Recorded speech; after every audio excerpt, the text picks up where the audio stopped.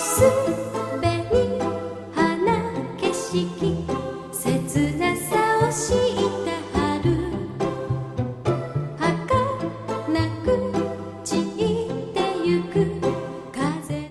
coming here, welcome back to Langrisser and news from the future. So right, on this part 2 of the video, we're featuring the characters from the reincarnation faction, Julian at rank 6. So are you guys ready? Here we go. Oh gosh, I think I snapped my bone. So right, Julian from the reincarnation faction, and we'll be featuring here, we'll be going through on his faction and watch till the end, guys. At the end of the video, I'll show you guys the translation of the skills that I did on my own, the summarize of the skills itself.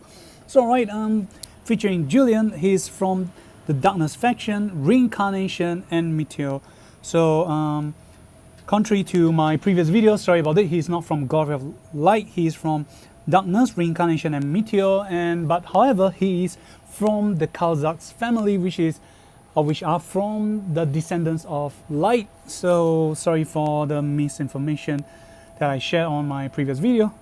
So oh well, nonetheless, here we go. So right, at rank 6, his talent is known as Blood Hunt, or some might want to call it Blood Spot, but I'm going to go with the translation I do, Blood Hunt. So number 1, increase crit by 30%.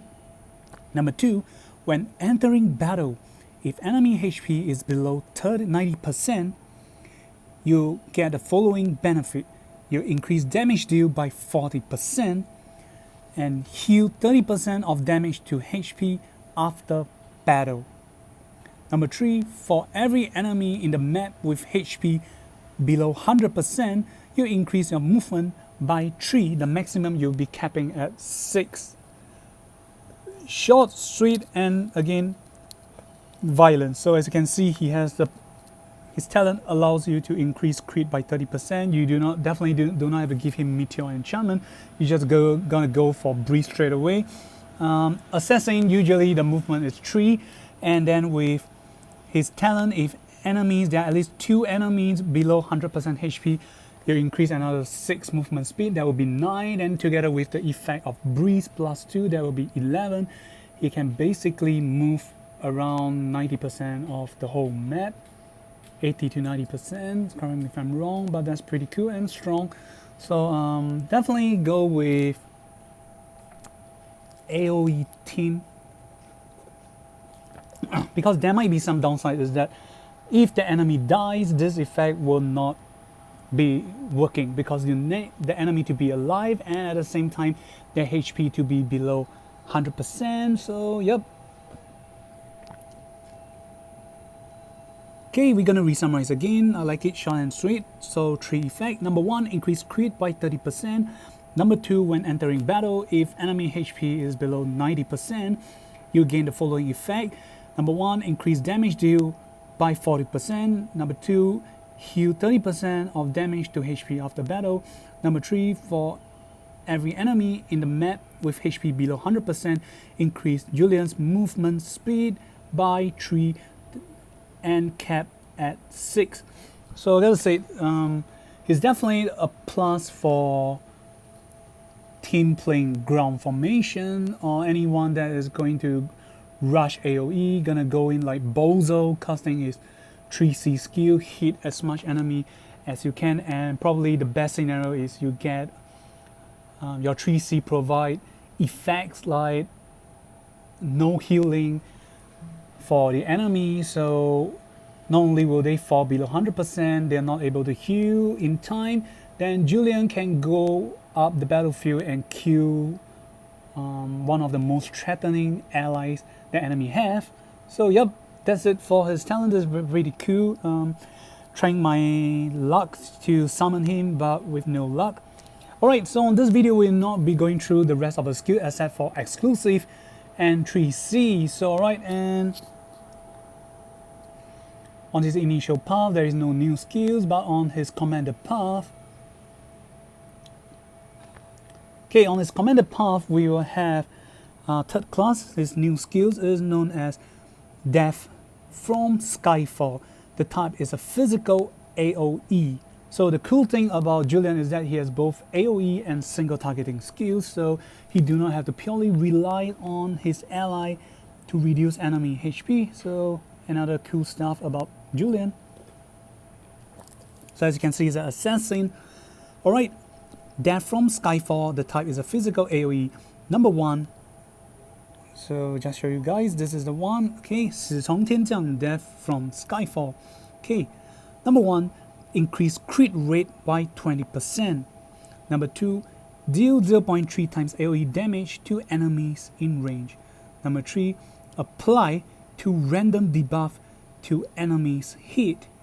Number 4, if enemies HP is below 100% when they got hit with the skills, you'll do an additional of 50% damage to them. So okay, this part I gotta say is pretty cool. Not only from his talent you increase crit by 30%, you get another crit increment by 20% here, so definitely gonna take high crit damage.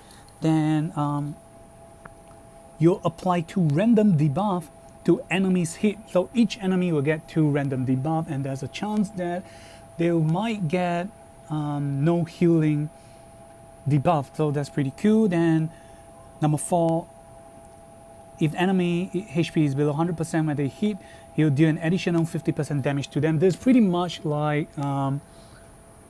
Birdman, Vincent from the Langrisser Langrisser second arc of a story, the one at the Yellers and Reagan Brooks conflict. Vincent, the one who can fly, one of his skills is that you charge in, you do an AoE. If the enemy dies, you'll do an additional AoE again, but at 50% damage. However, the cool stuff about Julian here right now is that you do not need the enemy to die for this additional damage to trigger. All you need to do is, if the enemy HP is below 100% when you activate these skills, the follow-up will kick in. So this is definitely better and much easier compared to Vincent the Birdman. So I guess you're either gonna go with the enchantment magic, or well, the highly favored skills, breeze, or maybe clock. Okay, going to his exclusive skill 2 is his archer class. So it's known as Deceit or Slight Path. So it's a type is a support.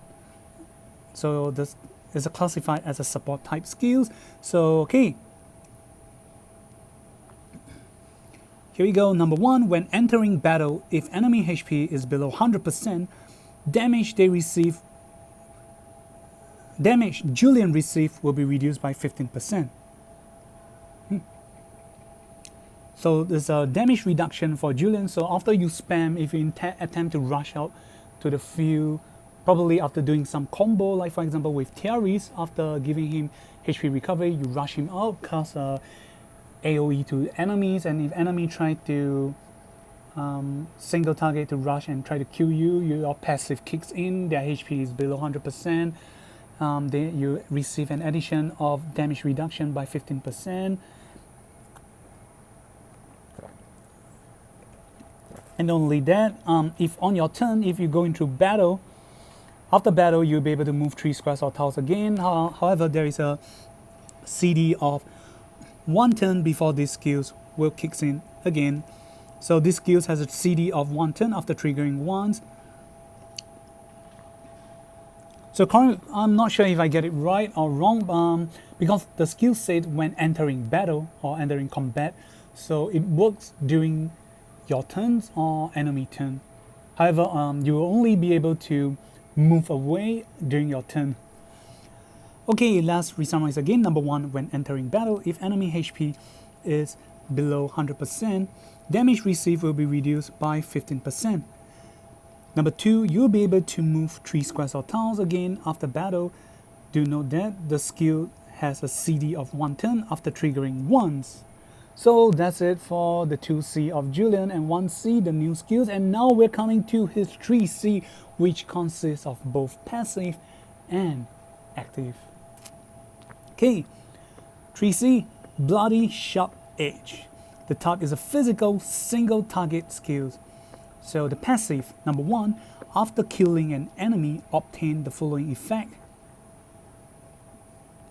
Before being attacked into battle, deal a fixed damage of 2 times Julian's attack to enemy.